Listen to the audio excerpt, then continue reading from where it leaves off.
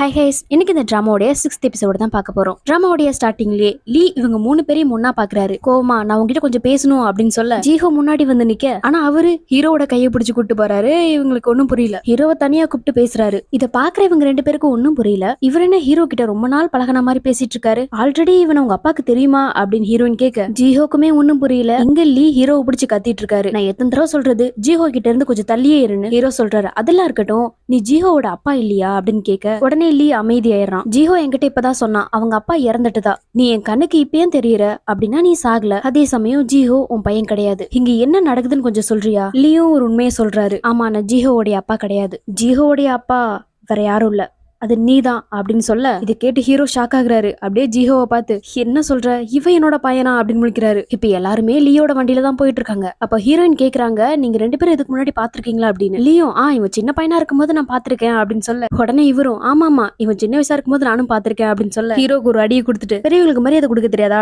அப்படின்னு கத்துறாரு. ஹீரோவும் சாரி சார் அப்படிங்கிறான். லீ சொல்றாரு இவன் பயங்கர டேலண்ட், நல்லா பாட்டு பாடுவான், நல்லா டான்ஸ் ஆடுவான் அப்படின்னு சொல்ல ஆமாமா பயங்கர டேலண்ட் தான் அப்படின்னு ஹீரோயின் சொல்ல லீ உடனே ஜீஹோ பக்கம் திரும்பிடுறான். இங்க பாரு ஏதோ என்டர்டைன்மெண்ட்டுக்காக இந்த விஷயத்த பண்ணிருக்கு, ஆனா இதுக்கப்புறம் ஸ்டேஜ்ல ஏற வேலையை வச்சுக்காது. இப்போ உன் கவனம் எல்லாம் படிப்புல மட்டும்தான் இருக்கணும் அப்படின்னு சொல்ல உடனே ஹீரோயின் சமாளிக்கிறாங்க. ஐயோ அங்கிள் நீங்க நினைக்கிற மாதிரி எல்லாம் இல்ல, ஆக்சுவலா அவன் போக மாட்டேன்னு தான் சொன்னான். நான் தான் கம்பல் பண்ணி அவனை அனுப்புனேன், ஏன்னா நியூ போன் கிடைக்குது இல்ல. இன்னொரு பக்கம் நம்ம ஹீரோ அந்த ஷாக்ல இருந்து இன்னும் வெளியே வரல. திரும்பி திரும்பி ஜீஹோவையே பாத்துட்டு இருக்கான். ஹீரோக்கு ஒன்னும் புரியல. அதனால லீ கிட்ட டீடைலா இந்த விஷயத்த பேசணும் அப்படின்னு யாருக்கும் தெரியாம 2 பேரும் வெளியே வந்து மீட் பண்றாங்க. ஹீரோ துருவி கேக்குறாரு இப்படி ஒரு விஷயம் நடந்ததா எனக்கு ஞாபகமே இல்ல. நீ சொல்ற மாதிரி ஜீஹோ என்னோட பையனா இருந்தா அப்ப ஜீஹோவோட அம்மா யாரு அப்படின்னு கேட்க லீ முறைக்கிறாரு. பூஹியா அப்படின்னு கேட்க ஆமாங்கிறான். நீங்க தான் அப்போ சீக்கிரட்டா டேட் பண்ணீங்களே அப்படின்னு லீ சொல்ல எது டேட் பண்ணமா அப்படிங்கிறான். எப்படி இவ்வளவு சீக்கிரம் எல்லாத்தையும் மறந்துடுற அப்படின்னு திட்டுறாரு. நீங்க 1 வருஷம் டேட் பண்ணிருக்கீங்க. பூஹி பிரெக்னெண்டா இருந்த சமயத்துலதான் நீ காணாம போன. உன்னை தேடி எங்க அலைஞ்சும் தெரியுமா? இப்ப கூட ஹீரோக்கு எதுவுமே ஞாபகம் இல்ல. அப்படின்னா பூஹி நானும் டேட் பண்ணோம்,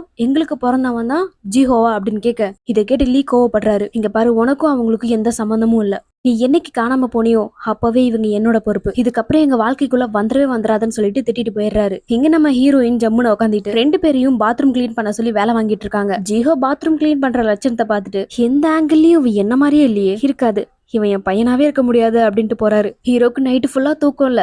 திரும்பி ஜீஹோவை தான் பாத்துட்டு இருக்காரு. இப்படி ஜீஹோவை ஒவ்வொரு டைம் பாக்குறப்பெல்லாம் இருக்காது இவன் என் பையனா இருக்கவே முடியாதுன்னு சொல்லிட்டு மனசுக்குள்ளேயே நினைச்சிட்டு இருக்காரு. இங்க அந்த குட்டி பொண்ணு பிரசிடென்ட் கிட்ட புக்கு கொடுத்து இதுல உங்களுக்கு தோன்ற வார்த்தையை சொல்லுங்க, நான் அதை எழுதுறேன் அப்படின்ட்டு உட்காந்துக்கிறா. இவரும் ஒவ்வொன்னா சொல்லிட்டு இருக்கும் போது திடீர்னு கால் வர அந்த சைட்ல இருக்கிறவன் மேல என்ன காண்டுன்னு தெரியல அவனை போட்டு பயங்கரமா திட்டுறாரு. அவனே நேர்ல மட்டும் வந்த சங்கல மிதிச்சு சமாதி ஆக்கிறவன்டா அப்படின்னு கத்திட்டு இருக்கு. இந்த வார்த்தை எல்லாமே அந்த பொண்ணு எழுதிட்டு இருக்கா. நீயும் கேட்கிறாரு காலையில இருந்தே போன்லயே இருக்கீங்க என்ன விஷயம் அப்படின்னு கேட்க இன்னும் கொஞ்ச நேரத்துல உனக்கே தெரியும் அப்படின்னு சொல்ல அந்த இடத்துக்கு மிஸ்டர் பார்க்குடைய கேர்ள் ஃப்ரெண்ட் வராங்க. இந்த பில்டிங் கைவிட்டு போக கூடாது அப்படின்னா மிஸ்டர் பார்க்குடைய ஹெல்ப் கண்டிப்பா நமக்கு வேணும். அதனாலதான் இவர் அவருடைய கேர்ள் ஃப்ரெண்ட் கிட்ட பேசியிருக்காரு. அவங்களும் நீங்க கவலையப்படாதீங்க, அவர்கிட்ட எப்படியாவது பேசி உங்களுக்கு ஹெல்ப் பண்ண சொல்றேன் அப்படின்ட்டு போறாங்க. இந்த விஷயம் லீக்கு கொஞ்சம் கூட பிடிக்கல. ஏன்னா பார்க்கணும் அவ்வளவு நல்லவன் கிடையாதுன்னு லீக்கு நல்லாவே தெரியும். அவங்களும் மிஸ்டர் பார்க்கு கிட்ட போயிட்டு பேசுறாங்க. ஆனா அவன் பிடிச்சு திட்டுறான். எத்தனை டைம் நான் உங்ககிட்ட சொல்றது என்னோட பிசினஸ் விஷயத்துல தலையிடாதுன்னு, ஏன் பிரச்சனையை நான் பாத்துக்கிறேன், இதெல்லாம் நீ உள்ள வராத அப்படின்னு திட்டுறாரு. இன்னொரு பக்கம் நம்ம ஹீரோ தான் அப்பாவான விஷயத்த ஏத்துக்க முடியாம கஷ்டப்பட்டு இருக்காரு. இன்னொரு பக்கம் ஜீஹோ அவனுடைய ட்ரைனிங் எல்லாம் முடிச்சுட்டு உட்காந்துட்டு இருக்கும் போது கிரில் சொல்றான் நம்ம ஷாப்பிங் போலாம் அப்படின்னு. அந்த இடத்துக்கு ஹைரி வரா. ஜீஹோவை பார்த்து நான் உங்ககிட்ட கொஞ்சம் பேசணும் அப்படிங்கிற உடனே கிரில்லும் எனக்கு டிஷர்ட் வாங்க, நாங்க 2 பேரும் ஷாப்பிங் போக போறோம், அதனால வரமாட்டோம் அப்படின்னு சொல்ல ஹைரியும் அவனோட போனை வாங்கி ஒரு ஷாப்பிங் ஆப்பை ஏத்தி கொடுக்குறா. இந்தா இதுல வாங்கிக்கோ நாங்க கிளம்புறோம்னு சொல்லிட்டு ஜீஹோ கூட்டிட்டு கிளம்பி அவனுக்கு சாப்பிடுறதுக்கு சாப்பாடு வாங்கி கொடுக்குறாங்க. இதெல்லாம் தேவையே இல்லை, எதுக்காக இதெல்லாம் பண்ணிட்டு இருக்க அப்படிங்கிற. ஆக்சுவலா இது எனக்காக வந்ததுதான், ஆனா இவ்வளவு ஃபுட்டையும் என்னால தனியெல்லாம் சாப்பிட முடியாது, உனக்கே தெரியல நான் வெயிட்ல ரொம்ப கான்சியஸா இருப்பேன், அதனால இதை நீயே சாப்பிட்ரு அப்படின்னு கொடுக்குறா. சரி இது டேஸ்ட் எப்படி இருக்கு அப்படின்னு கேட்க இவரும் அதுக்கான எக்ஸ்பிளைன் எல்லாம் பண்ணிட்டு இருக்காரு. வாய்க்குள்ள போட்ட உடனே வாய்க்குள்ள பட்டாசு வெடிக்கிற மாதிரி பிளேவர்ஸ் எல்லாம் தெரிக்குது. ஓ அப்படியா, அப்படின்னா இதை டேஸ்ட் பண்ணி சொல்லு அப்படிங்கிறா. இங்க கட் பண்ணி லீய காமிக்கிறாங்க.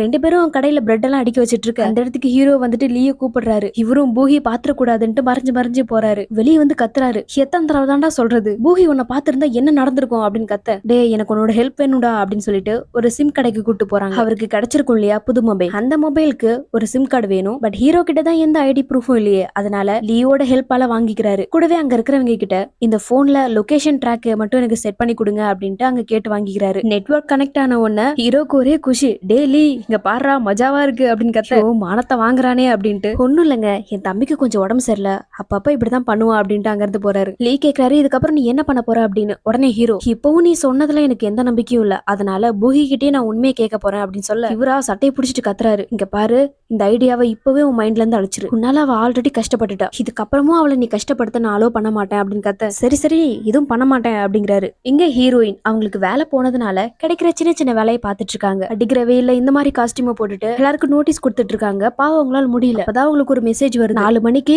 கிளாஸ் இருக்கிறதா அவங்களுடைய இன்ஸ்டியூட்ல இருந்து மெசேஜ் வருது. ஐயோ இப்ப நான் என்ன பண்றது அப்படின்னு முழிச்சிட்டு இருக்க சடனா ஹீரோ கிட்ட இருந்து கால் வருது. ஹீரோயினும் நீ எப்ப சிம் வாங்கின அப்படின்னு கேட்க அதெல்லாம் வாங்கிட்டேன், சரி நீ ஃப்ரீயா இருக்கியா, எனக்கு ரொம்ப போர் அடிக்குது நம்ம பேசுவோம் அப்படின்னு சொல்ல ஹீரோயினும் கத்துறாங்க அவனை சாவடிச்சிருண்டா, அவனை என்னால முடியாது நான் பிஸியா இருக்கேன் அப்படின்னு வைக்க போக அப்பதான் ஹீரோயினுக்கு ஒரு ஐடியா வருது, டே போனை வச்சிடாத நான் சொல்ற இடத்துக்கு உடனே வந்துரு அப்படின்னு சொல்றாங்க. இன்னொரு பக்கம் பூஹி சொல்றாங்க இன்னைக்குதான் ஹீரோ காணாம போன நாள் அப்படின்ட்டு. இதை கேட்கிற பிரசிடென்ட்டும் அவ்வளவுதான் உனக்கு ஞாபகம் இருக்கா, இன்னைக்கு லீயோட பர்த்டேவும் தான், மறைஞ்சு போனவனுக்காக இன்னமும் யோசிச்சுட்டே இருக்க போறியா, லீய பத்தியும் கொஞ்சம் யோசிச்சு பாருமா அப்படின்ட்டு அங்க இருந்து கிளம்புறாரு. ஹீரோவும் ஹீரோயின் சொன்ன இடத்துக்கு வந்துடுறாரு. ஹீரோயின் போட்டிருக்க காஸ்டியூமை பார்த்துட்டு இவளுக்கு எங்க இருந்துதான் இந்த மாதிரி ஜாப்லாம் கிடைக்குமோ அப்படின்னு யோசிக்கிறாரு. ஹீரோயின் சொல்றாங்க எனக்காக நீ தான் இந்த வேலையை பார்க்கணும். வழக்கம் போல ஹீரோ என்னால முடியாதுங்கிறாரு. இங்க பாரு ஆல்ரெடி நீ எங்கிட்ட ப்ராமிஸ் பண்ணி கொடுத்துருக்க, நீ கொடுக்க வேண்டிய காசு வர வரைக்கும் நான் சொல்ற எல்லாத்தையும் நீ பண்ணிதான் ஆகணும் அப்படின்ட்டு அந்த சூட்டை ஹீரோக்கு மாட்டி விட்டுறாங்க. அப்போ ஹீரோயினுக்கு அவங்க அம்மா கிட்ட இருந்து கால் வருது, உங்ககிட்ட கொஞ்சம் சேவிங்ஸ் இருக்குல்லமா, அது எனக்கு கொஞ்சம் இப்ப தேவைப்படுது, நான் கண்டிப்பா திருப்பி கொடுத்துருவேன் அப்படின்னு சொல்ல ஹீரோயின் இதை கேட்டு கோவப்படுறாங்க. இதோட எத்தனை டைம் சொல்லிட்டீங்க தெரியுமா, அதை எப்படி நீங்க அந்த படத்தை திருப்பி கொடுப்பீங்க, வேலைக்கு போறீங்களா,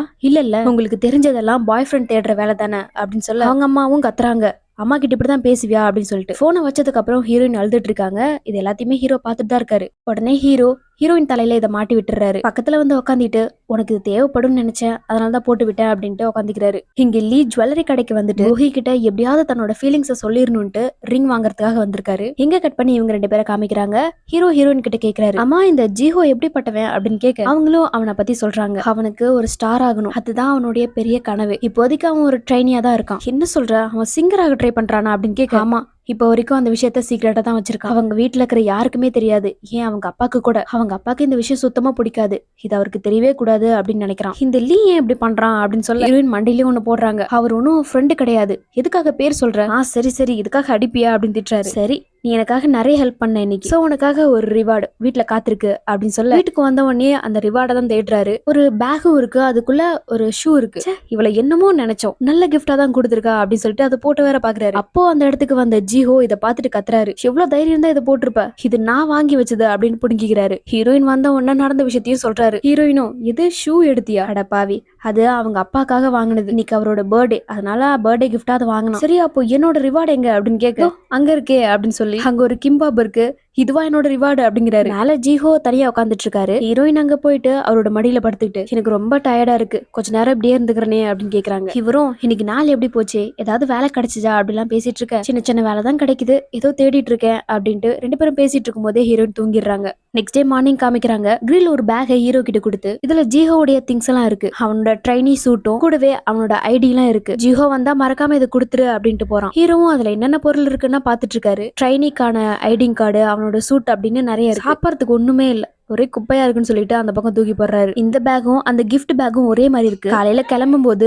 ஜீஹோ அவங்க அப்பா கிட்ட இது உங்களுடைய பர்த்டே கிஃப்ட் பா அப்படின்னு கொடுத்துட்டு கிளம்புறான். இவரும் சந்தோஷமா அதை பாக்கலான்னு ஓபன் பண்ண சடனா ஒரு வேலை வந்ததுனால அதை பார்க்காம அப்படியே போயிடுறாரு. இங்க ஹீரோ திரும்பவும் போர் அடிக்குதுன்னு சொல்லிட்டு அந்த கவரை பிரிச்சு பார்க்க ஜீஹோ வாங்கி வச்ச ஷூ அங்கேயே தான் இருக்கு. அப்பதான் ஹீரோக்கு புரிய வருது, ஜீஹோ மாத்தி எடுத்துட்டு போயிட்டாரு அப்படின்னு. ஹீரோன்னு சொன்ன விஷயத்தையும் நினைச்சு பாக்குறாரு. இவன் ட்ரைனியா இருக்கிற விஷயம் வேற லீக்கு தெரியாது, இது எப்படியாவது மாத்தி வச்சிடணும்னு சொல்லிட்டு யாருக்கும் தெரியாம கீழே போறாரு. அதை மாத்தியும் வச்சிடறாரு. ஆனா அதுக்குள்ள பூஹி வந்துடுறாங்க. வேற வழி இல்லாம அங்க இருக்கிற ஒரு ரெஸ்ட் ரூம்குள்ள ஒளிஞ்சுக்கிறாரு. இன்னொரு பக்கம் லீ கிட்ட இருந்து ஜீஹோக்கு ஒரு மெசேஜ் வருது, நான் உன்னோட இன்ஸ்டியூட்ல தான் இருக்கிறேன், நீ எந்த கிளாஸ் ரூம்ல இருக்கிற அப்படின்னு கேக்குறாரு. இங்க இவருக்கா கை கால்லாம் உதற ஆரம்பிக்குது. உடனே அங்க இருந்து ஓட ஆரம்பிக்கிறாரு. எப்படியோ உயிரை கையில பொடிச்சிட்டு ஓடி வந்துடுறாரு. லீயும் கேக்குறாரு, அம்மா எதுக்காக எப்படி மூச்சு வாங்குற அப்படின்னு கேட்க மாடியில ஏறி இறங்கி மூச்சு வாங்குது அப்படின்னு சமாளிக்கிறான். ஒன்னும் இல்ல உனக்கு லஞ்ச் கொடுத்துட்டு போலான்னு வந்தேன் அப்படின்ட்டு கொடுக்குறாரு. உடனே அந்த இடத்துல நம்ம ஹீரோயினை வேற பாத்துறாரு. அம்மா இவன் எங்க பண்றா அப்படின்னு கேட்க அங்கிள் நாங்க 2 பேரும் ஒரே கிளாஸ் தான் அப்படின்னு சமாளிக்கிறாங்க. அப்போன்னு பார்த்து சொல்லி கொடுக்குற லெக்சர் வேற வந்துடுறாங்க. ஹீரோயின் ஜீஹோவுடைய ஐடென்டிட்டில தான் நீங்க படிக்கிறாங்க. சோ அந்த லெக்சருக்கு நம்ம ஹீரோயின் பேரு ஜீஹோன்னு தான் தெரியும். ஜீஹோ இன்னைக்கு அந்த ஒர்க்க முடிச்சிட்டியா அப்படின்னு கேட்க ஹீரோயின் பதில் சொன்னா மாட்டிப்பா இல்லையா, அதனால ஜீஹோ தான் பதில் சொல்லிட்டு இருக்கான். கூடவே பக்கத்துல ஹீரோயின் நின்னுட்டு தலையாட்டிட்டு இருக்காங்க. அதுக்கப்புறம் லீக்கு ஒரு வேலை வந்ததுனால அங்க இருந்து கிளம்பிடுறாரு. இவங்களும் தப்பிச்சிடுறாங்க. ரெஸ்ட் ரூம்ல மாட்டி இருக்கிற நம்ம ஹீரோ ரொம்ப நேரத்துக்கு அப்புறம் வெளியே வராரு. அப்போன்னு பார்த்து பிரசிடென்ட் உள்ள வந்துற திரும்பவும் ரெஸ்ட் ரூம்குள்ளேயே போயிடுறாரு. இங்க லீக்கு வேற ஜீஹோ ட்ரைனியா இருக்கான் இல்லையா, அந்த இடத்துல ஒரு வேலை இருந்துருது. அந்த இடத்துல லீய பார்த்த உடனே இவங்க 2 பேரும் திருச்சி ஓடிட்டு இருக்காங்க. லீ பாத்திர கூடாதுன்னு சொல்லிட்டு ஒரு ஐடியல் குரூப் வராங்க. அவங்களை நிப்பாட்டி, ஐயோ நீங்க எனக்கு ரொம்ப பிடிக்குங்க, உங்க சாங்குக்கு நான் அடிமை, எல்லாரும் ஒரு ஆட்டோகிராஃப் போட முடியுமா அப்படின்னு கேட்டுட்டு இருக்காரு. லீ முகத்தை பாத்திர கூடாதுன்னு சொல்லிட்டு டி-ஷர்ட்டை முகத்துல மாட்டிட்டு, இங்க உங்க ஆட்டோகிராஃப் போடுங்க அப்படிங்கிறாரு. எப்படியோ மாட்டாம தப்பிச்சிடுறாரு. பாவம் லீஹோ புலம்புறாரு. அட பாவீங்களா, ஆட்டோகிராஃப் போடுன்னு சொன்னா பெர்மனன்ட் மார்க்கெட்ல போட்டு விட்டானுங்களே அப்படின்னு புலம்புறாரு. ஆக்சுவலி லீ எதுக்காக அங்க வந்தாருன்னா மிஸ்டர் பார்க்கு கிட்ட சண்டை போடுறதுக்கு தான். என்ன விஷயம்னா இவங்க இருக்காங்க இல்லையா ஒரு பில்டிங்ல, அந்த பில்டிங்ல இவன் புதுசா சைனீஸ்கான ஒரு பில்டிங்கா கட்ட போறானாட்டுக்குது. இது தெரிஞ்சுக்கிட்டு தான் லீ வந்து கத்துறாரு. இங்க எவ்வளவோ நல்ல இடம்லாம் இருக்குது, அதெல்லாம் வாங்காம நீ வேணும் தானே இதெல்லாம் பண்ற, எங்களுக்குன்னு இருக்கிறது அந்த ஒரே ஒரு பில்டிங் தான், ஏன்டா அப்படிலாம் பண்ணிட்டு இருக்க அப்படின்னு கத்திட்டு இருக்காரு. இங்க கட் பண்ணி ஹீரோ மாட்டிட்டு இருக்க ரெஸ்ட் ரூம் காமிக்கிறாங்க. பாவம் பிரசிடென்ட்டுக்கு வேற ரொம்ப அர்ஜென்ட் போல. பூஹி ரொம்ப கஷ்டப்பட்டு கதவு ஓபன் பண்ண ட்ரை பண்ணிட்டு இருக்காங்க. ரொம்ப நேரமா ட்ரை பண்ணிட்டு இருக்காங்க, அவங்களால ஓபனே பண்ண முடியல. ஏன்னா அந்த சைடு நம்ம ஹீரோ விடாம புடிச்சிட்டு இருக்காரு. ஒரு வழியா ஓபன் பண்ணிடுறாங்க.